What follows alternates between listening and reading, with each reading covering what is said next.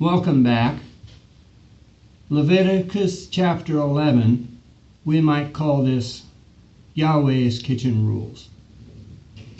And Yahweh spoke unto Moses and to Aaron, saying unto them, Speak unto the children of Israel, saying, These are the beasts which ye shall eat among all the beasts that are on the earth. Whatsoever parteth the hoof and is cloven hoofed, or footed, and cheweth the cud among the beasts, that shall ye eat. He's not done. Nevertheless, these shall ye not eat of them that chew the cud, or divide the hoof, as the camel, because he cheweth the cud, but divideth not the hoof. He is unclean unto you. Now when Yahweh says that, he's saying he is not fit for human consumption. There's something wrong with him, that he will not fit your digestive system, reading in between the lines. How about those of you that like rabbit stew? 11:6. And the hare, because he cheweth the cud, but divideth not the hoof, he is unclean unto you. And pork chops, anyone? And the swine, though he divide the hoof and be cloven-footed, yet he cheweth not the cud. Now I suppose this means if you can find a pig that chews the cud, he's okay, because otherwise he is unclean unto you. Of their flesh shall ye not eat, and of their carcass shall ye not touch. They are unclean unto you. These shall ye eat of all that are in the waters. Yahweh's not done. Whatsoever hath fins and scales in the waters, in seas, rivers, them shall ye eat.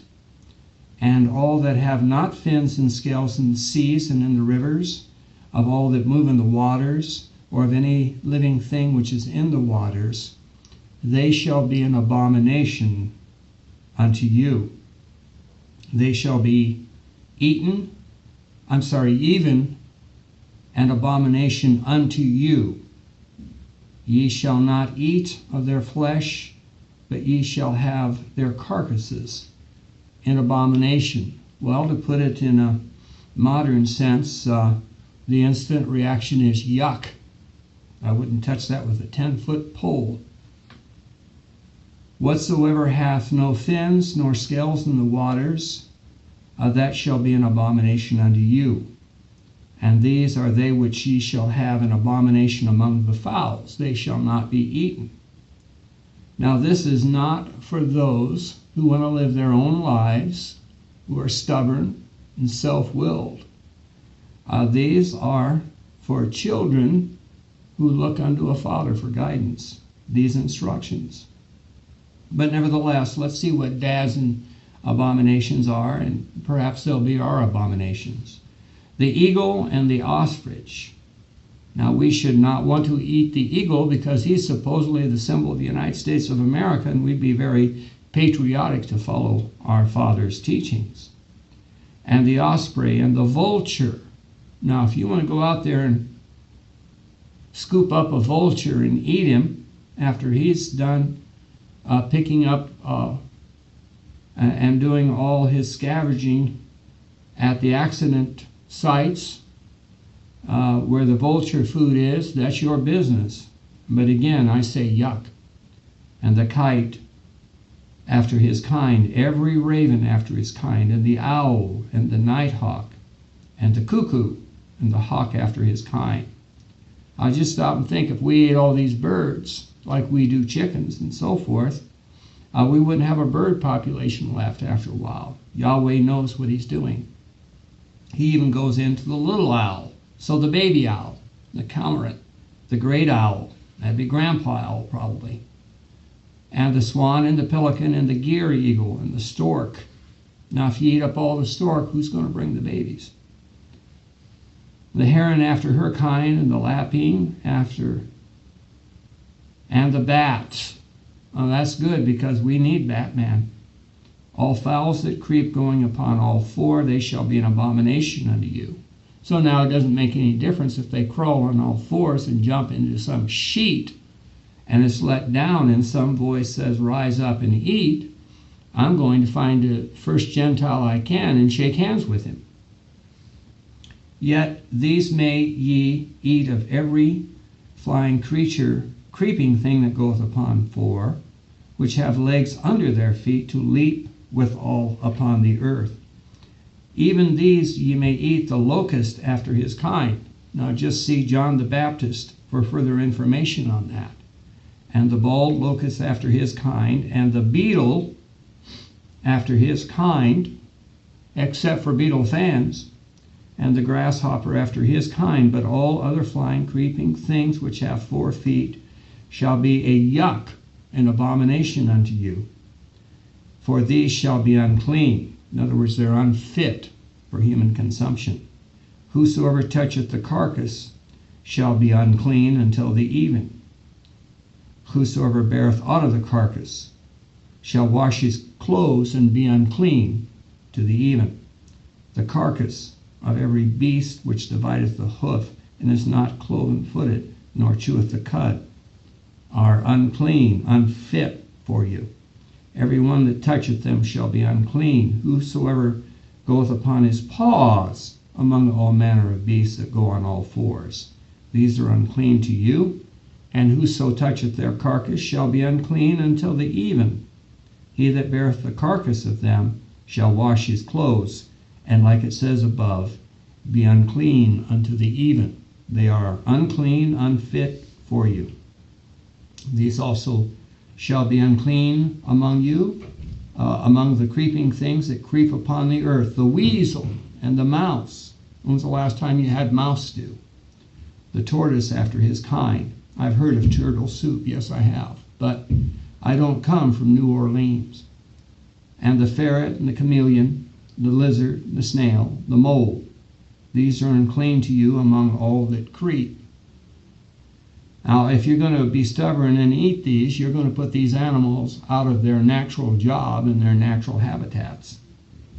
Whosoever doth touch them when they be dead shall be unclean unto the even. Now, this should not be a surprise, because generally the scripture says not to touch any dead carcass, whether animal or human. And upon whatsoever any of them, when they are dead, doth fall, it shall be unclean, whether it be a vessel of wood, raiment, skin, or sack, whatsoever it be, wherein any work is done, it must be put into water. It shall be unclean unto the even, so shall it be cleansed. These are laws of hygiene and health. It's obvious to me. Of any earthen vessel wherein any of them falleth, whatever it is, it shall be unclean, ye shall break it. So that's one point in Scripture where you're allowed to take plates and smash them against the wall and be innocent, not guilty. Of all meat that may be eaten, that on which such water cometh shall be unclean. All drink may be drunk in, every vessel shall be unclean, and everything whereupon any part of their carcass falleth shall be unclean. So we get the primitive ancestor of what's known as the birth of the kosher kitchen. There's nothing wrong with these laws, by the way. They're very commendable. I myself have been fully persuaded in my own mind. Whether it be for oven, ranges, for pots, they shall be broken down, they're unclean, shall be unclean unto you. Fountain or pit, where there's plenty of water, shall be clean, but that which toucheth their carcass shall be unclean. Do you get the idea that this is talking about unclean? Good, I think you're getting the point. If any part of their carcass shall fall upon the sowing seed, let me see where there's a lot of details here. I don't have my glasses. I suppose I could put them on. It shall be clean, but if any water be put upon the seed, any part of their carcass fall thereon, yes, same story, it shall be unclean unto you. And if any beast of which ye eat die, he that toucheth the carcass, yes, shall be unclean. You're getting the picture. And until the even, he that eateth the carcass it shall wash his clothes and be unclean until the even. So if you have somehow eaten of this and you don't die, there is hope for the next day. He that beareth the carcass shall wash his clothes and be unclean until the even. Every creeping thing that creepeth upon the earth shall be an abomination. Now that's probably why the ones in the sheet were not abominations, because they weren't on the earth at that particular moment. It shall not be eaten whatsoever goeth upon the belly, whatsoever goeth on all four, whatsoever hath more feet than all creeping things that creep upon the earth. Them ye shall not eat, for they are abomination. So I'm glad to know that I'm commanded, or not commanded, to eat daddy long legs. I might just get my appetite back.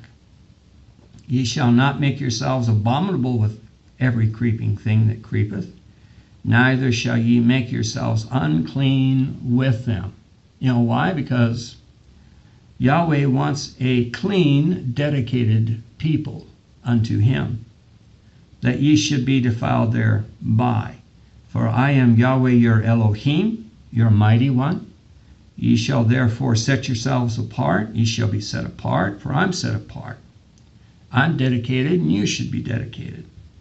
Neither shall ye defile yourselves with any manner of creeping thing that creepeth upon the earth. For I am Yahweh that bringeth you up out of the land of Egypt to be your Elohim, source of strength. Ye shall therefore be set apart, for I am set apart. Now when Dad speaks twice, we ought to listen, because I think for our own goods we don't want him to say it again. We better get it the first or second time. This is the law of the beast and the fowl and every living creature that moveth in the waters, every creature that creepeth on the earth, to make a difference between the unclean and clean, and between the beast that may be eaten and the beast that may not be eaten. And yes, I get the idea that some of you out there are saying, he's gone back under the Old Testament. Well, it's just a fact that Yahweh set some animals apart to be scavengers, to do roadkill, garbage collectors. He did not intend in his design, creation design, for these to be fit for human consumption. And this issue is not whether or not it is fit for one people called Israelites, but not another. Yahweh doesn't work that way, and I can prove it in Exodus 12:42. One law shall be to him that is homeborn, and unto the stranger that sojourneth among you. The recognition between clean and unclean animals, in fact, predates what I've just read, the codification of the law. Going to the internet, question, what made some animals clean and others unclean? Leviticus 11? No. Genesis 7. Answer, we have to look at Genesis 7.